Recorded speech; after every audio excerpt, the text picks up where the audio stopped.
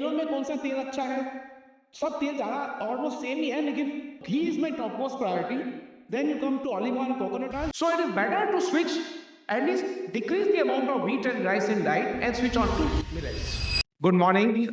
Thank you for the introduction. मैं आपका सबका अभिवादन करता हूँ. आप लोगों ने हमको यहाँ रोकथाम के बारे में बोलने का मौका दिया है. नील.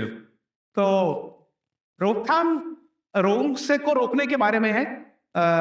हमको बीमारी होती है, हम उसकी ट्रीटमेंट करते हैं, पर हमारा मेन पर्पस और मेरा मेन पर्पस अब लाइफ में is not treatment of gastrology और liver disease. My main purpose is now become how to prevent the disease from occurring. बीमारी होने से पहले इसको कैसे रोका जाए. तो इस मॉडर्न युग में जीवन शैली और लाइफस्टाइल से जुड़ी कई बीमारियां हैं. Diabetes, blood pressure, heart disease, fatty liver, arthritis, even cancer, मोटापा, और ये सब लाइफस्टाइल बीमारियां हैं. Stroke, Alzheimer disease. तो इन बीमारियों के बारे में दूसरी बीमारियों से अलग क्या है? जैसे ईडी साहब ने बताया, 50-100 साल पहले बीमारियां नहीं होती थी. We used to have typhoid, malaria, tuberculosis, ऐसे सब इन्फेक्शियस डिजीज हुआ करती थी. और लेकिन एंटीबायोटिक्स आने के बाद वी हैव ऑलमोस्ट क्योर्ड और we have control over this diseases. पर ये जो पिछले 100 सालों में धीरे धीरे करके एक आधुनिक युग की शुरुआत शुरू हुई है. उसमें कई कारण है, उसका will elaborate on this, has been elaborated, पहले बताया भी है. ये नई नई बीमारियां, लाइफस्टाइल बीमारियां शुरू हो गई है. अब लाइफस्टाइल बीमारियों की प्रॉब्लम क्या है? लाइफस्टाइल बीमारियों की प्रॉब्लम, एक तो बीमारी शुरू होती है तो पूरी तरह ठीक नहीं होती है. आपने डायबिटीज की दवाई ली, 3 महीने ली, डायबिटीज खत्म हो गया, ऐसा नहीं होता है. ब्लड प्रेशर की 6 महीने दवाई ली, ब्लड प्रेशर खत्म हो गया, ऐसा नहीं होता है. एक बार दवाई शुरू होती है तो ऑलमोस्ट जिंदगी भर दवाई चलती रहती है. दूसरी, आपने कोई बीमारी की ट्रीटमेंट शुरू की, जैसे डायबिटीज की ट्रीटमेंट शुरू की, तो 5 साल बाद आपको ब्लड प्रेशर आ जाएगा, उसके 5 साल बाद आपको हार्ट डिजीज आ जाएगी, उसके 5 साल बाद मोटापा आ जाएगा या फैटी लिवर हो जाएगा. मींस एक बीमारी आगे जुड़ती जाती है. तो आप बेसिकली डायबिटीज की ट्रीटमेंट नहीं कर रहे, आप सिम्टम्स की ट्रीटमेंट कर रहे हैं. आपका अंडरलाइंग बॉडी तो वैसी की वैसी प्रॉब्लम में चल रही है, आप लेकिन ऊपर जो शुगर बढ़ता है उसकी ट्रीटमेंट कर रहे हैं, अंदर से बॉडी की ट्रीटमेंट नहीं हो रही है. तो बीमारियां आगे से आगे जुड़ती जाती है. तो आप बहुत सालों पहले देखे ना, तो डायबिटीज शायद 100 में से एक आदमी को होता था. मैं 50-100 साल पहले की बात कर रहा हूँ. हमारे जोसलिन करके एक बहुत बड़े डायबिटोलॉजिस्ट थे, आज से 100 ईयर्स पहले न्यूयॉर्क अपना एक क्लिनिक शुरू किया था जोसलिन के नाम से. तब 100 में से एक आदमी को डायबिटीज हुआ करता था. आज 15% of the world population is diabetes. 15%. 33% of the people die of heart attack. हर तीसरा आदमी हार्ट अटैक से मरता है. अराउंड कैंसर का इंसिडेंस तो दिन ब दिन बढ़ता जा रहा है. और मोटापा तो 40% ऑफ लोगों को वर्ल्ड में, अडल्ट लोगों को मोटापा है, और बच्चों में दिन ब दिन मोटापा बढ़ता जा रहा है. आज से 60 साल पहले they were more undernourished people. आपको याद होगा इथियोपिया में अकाल होता था, यहाँ अकाल होता था. People were more undernourished than obese. Now there are more obese people than undernourished people. तो क्या दुनिया में 50-100 सालों में इतना बदलाव आया है, ये बीमारियां इतनी बढ़ गई है. तो ये वर्ड पहले भी रिपीट हो चुका है कि it is better to prevent than cure. Prevention is better than cure. Prevention is cheaper than cure. Very important. You don't need to spend on medicine and it is more lifelong, more long lasting. Once you prevent it, then it will not occur at all.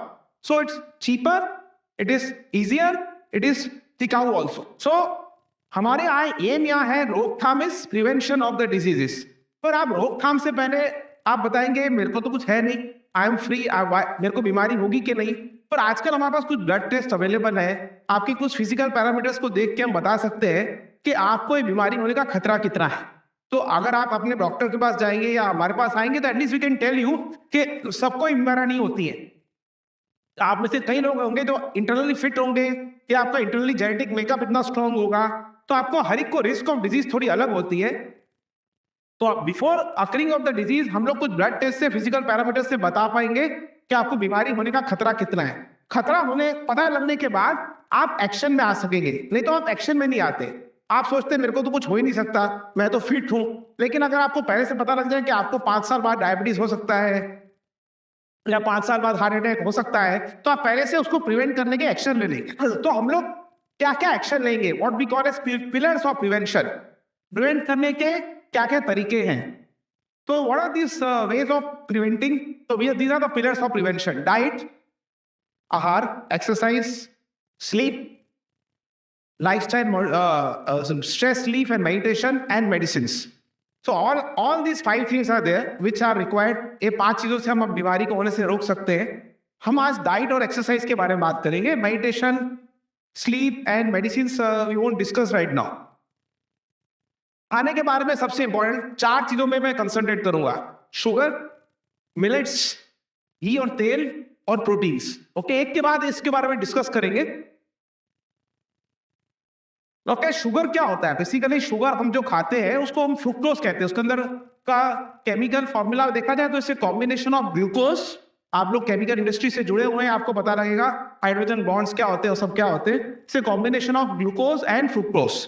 अब fructose एक natural sugar है. Fructose सब जगह सब fruits में मिलता है. पर फ्रुक्टोज की प्रॉब्लम क्या है? फ्रुक्टोज ना बॉडी में मसल्स यूज नहीं कर सकती. It has to be deposited in the liver as fat. तो बॉडी में जाके ना लीवर में फैट बन के जमा हो जाता है. अब जब एक्स्ट्रा खाते हैं तो आपका डायरेक्ट फ्रुक्टोज लीवर में जाके फैट बन के फ्रुक्टोज ऐसे जमा नहीं हो सकता, वो फैट बन के जमा हो.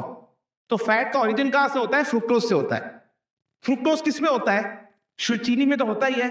लेकिन आप जो भी प्रोसेस फूड खाएंगे, chips, bread, bun, juices, you name it, and that thing is fructose. चिवड़ा, जो भी बात खाएंगे सब में फ्रुक्टोज मिला होता है, आइदर एज शुगर और as fructose corn syrup. That is maize. Maize में जो फ्रुक्टोज होता है वो सब में जाके लीवर में फैट तरीके जमा होता है. तो लीवर पहले सोक करता है फ्रुक्टोज को. अब लीवर एक बार फ्रुक्टोज से भर जाता है या फैट से भर जाता है तो फिर फैट स्पिल ओवर होता है. फिर आपका मोटापा शुरू होता है. कुछ देर बाद वो फैट जाके हार्ट में जमा हो जाता है तो आपको हार्ट अटैक होता है. ब्रेन में जमा होता है आपको स्ट्रोक होता है. आर्टरीज में जमा होता है आपको ब्लड प्रेशर होता है. ज्यादा फ्रुक्टोज बढ़ जाता. यूरिक एसिड भी फ्रुक्टोज से होता है. हमारी गलत धारणा है कि यूरिक एसिड प्रोटीन खाने से होता है. ऐसा नहीं है. जितना ज्यादा फ्रुक्टोज खाओगे उतना ज्यादा यूरिक एसिड बढ़ेगा. तो basically sugar is the culprit of so many things. तो सबसे मेरा पहला आपको एक बहुत इंपॉर्टेंट मैसेज आएगा to stop sugar. Okay, and we stop sugar in all forms, in the form of processed food and in the form of fresh sugar. We can have a debate on this के क्या मैं बिल्कुल sugar नहीं खाऊं, मैं बिल्कुल sugar बंद कर दूं, पर ऐसा नहीं है. सपोज आप एक्सरसाइज कर रहे हो, आप फिजिकली बहुत फिट हो, फिजिकली एक्टिव हो, तो at that time if you eat sugar और fructose, then that will be used. It won't be deposited in the muscles. So when you are doing lot of physical activity, then you have a leeway. तब आपके पास थोड़ी छूट छाट है. तो आपने आज इतनी एक्सरसाइज की है तो आप घर पे जाके मीठा खा सकते हैं. तो ये आपको एक लीवे मिलता है. लेकिन अगर आप फिजिकली फिट नहीं है, आपकी बॉडी के पैरामीटर्स ठीक नहीं है, तो आपको लाइफ में शुगर खाना नहीं चाहिए. Sugar is addictive. It is more addictive than cocaine. कई लोग कहते हैं हमको शुगर नहीं खाते, हमको अच्छा ही लगता, वीक लगता है, because sugar is like smoking. Okay, आप स्मोकिंग छोड़ोगे, आपको बॉडी आपको मांगेगी स्मोकिंग. वैसे ही शुगर, आप शुगर छोड़ोगे, body will demand sugar. Direct brain के सेंटर को स्टिमुलेट करता है कोकेन जैसा. तो it is almost like cocaine. What about jaggery? अब jaggery is a little bit unprocessed form of sugar. It is not to be eaten in excess also. What about fruits? Fruits are also an unprocessed form of sugar. Again, excess में नहीं खाने चाहिए.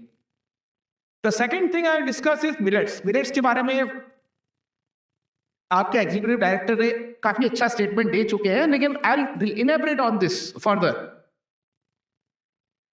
तो अभी millets का क्या है कि आज से when we India became independent, that is around 1947, 50% of our diet was millets. 50% of our diet was millets. बाजरा, ज्वार, रागी, और अलग अलग देशों में, अलग अलग पार्ट्स ऑफ इंडिया में अलग अलग मिलेट्स होते हैं. Now only 15% of our diet is millets. So we have lost the art of eating millets. We have lost it. Why it happened?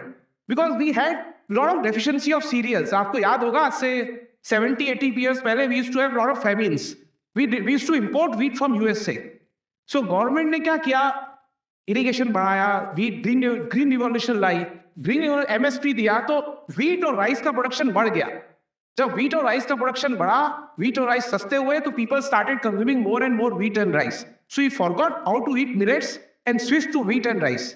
और व्हीट एंड राइस का प्रॉब्लम क्या है? चलो वो उनका टेक्निकल नहीं जाता, लेकिन सिंपल है, उसकी ग्लाइसेमिक इंडेक्स मिलेट से ज्यादा है।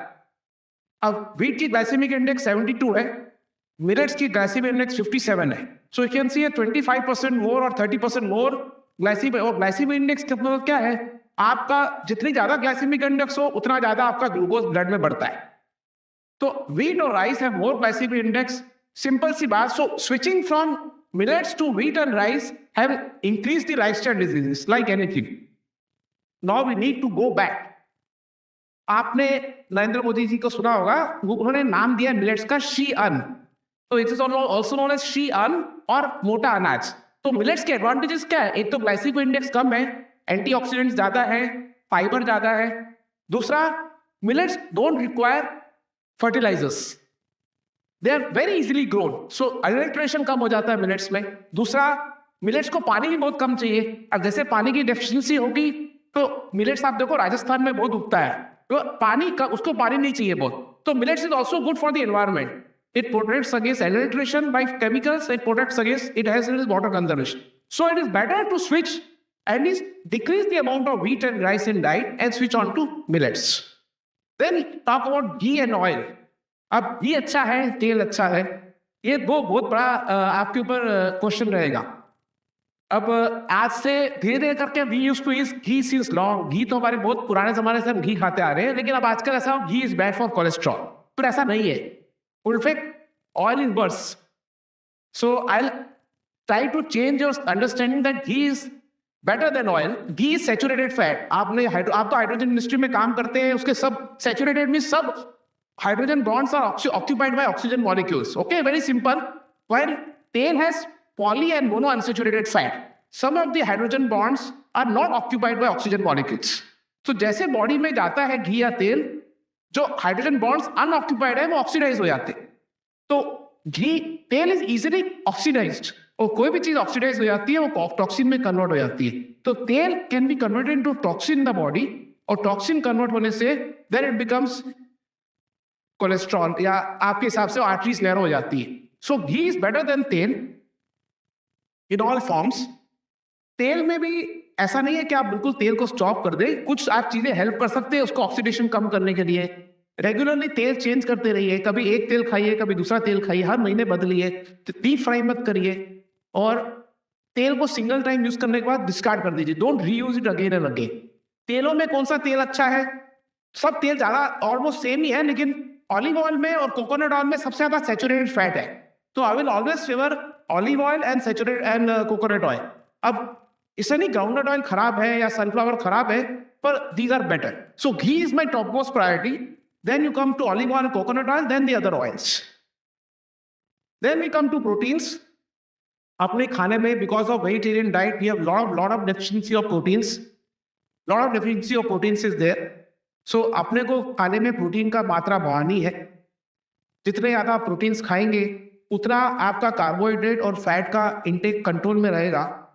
तो प्रोटीन्स किस चीज़ों में होते हैं, दालों में होते हैं, देन ड्राई फ्रूट्स में होते हैं, चने में होते हैं, सोयाबीन में होते हैं। तो प्रोटीन का प्रॉब्लम क्या, प्रोटीन इज कॉस्टली।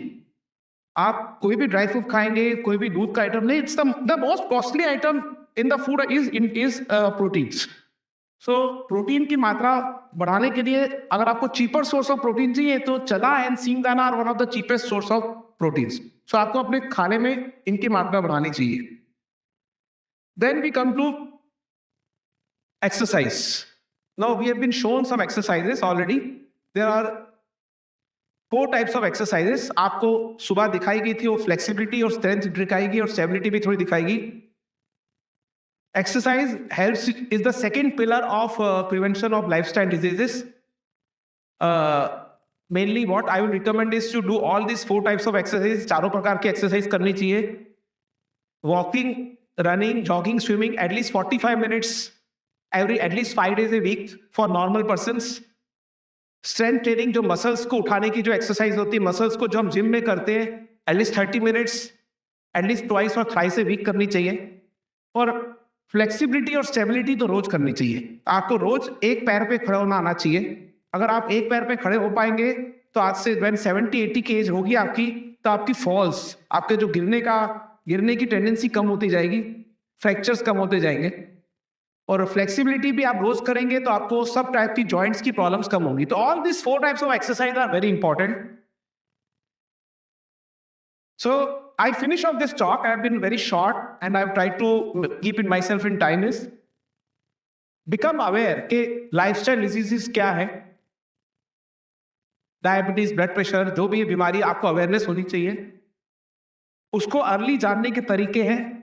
और आजकल के जमाने में तो almost all of us are prone to disease. We have blood reports and simple physical parameters. आप मेरे पास आएंगे, आप किसी डॉक्टर के पास जाएंगे तो आपके कुछ सिंपल फिजिकल पैरामीटर्स देख के हम बता पाएंगे आपको ये लाइफस्टाइल डिजीज हो सकती है या आपको है कि नहीं. इसलिए आपका रिस्क हम जान सकते हैं. Prevention is better than cure. बीमारी होने के बाद उसको ट्रीटमेंट बहुत मुश्किल है, because treatment is life long and treatment is always symptomatic. Treatment बीमारी को मिटाती नहीं है, वो एक बीमारी को कंट्रोल करती, दूसरी ऐड हो जाती. आत्मनिर्भर बनिए. गवर्नमेंट आपको फूड इंडस्ट्री बंद नहीं कर सकती, गवर्नमेंट जोमेटो बंद नहीं कर सकती, ठीक है. गवर्नमेंट सब रेस्टोरेंट्स बंद नहीं कर सकती, गवर्नमेंट शुगर नहीं बंद कर सकती, ठीक है. कोल्ड ड्रिंक नहीं बंद, कोक नहीं बंद कर सकती. तो गवर्नमेंट क्या करेगी? गवर्नमेंट आपको बोल सकती है. तो अपना आत्मनिर्भर तो बहुत फेमस वर्ड हो गया है. तो try to become, take control of your own health, become आत्मनिर्भर. Our ancient culture को follow करिए. We used to eat millets and ghee. Try to go back to that time where you used to eat millets and ghee. So you try to follow your ancient culture. Don't try to go for too much of modernism. Use the diet changes and exercise that I advised, which are all of you must be knowing. Just have given some scientific basis of the same, and try to become Nero. Thank you.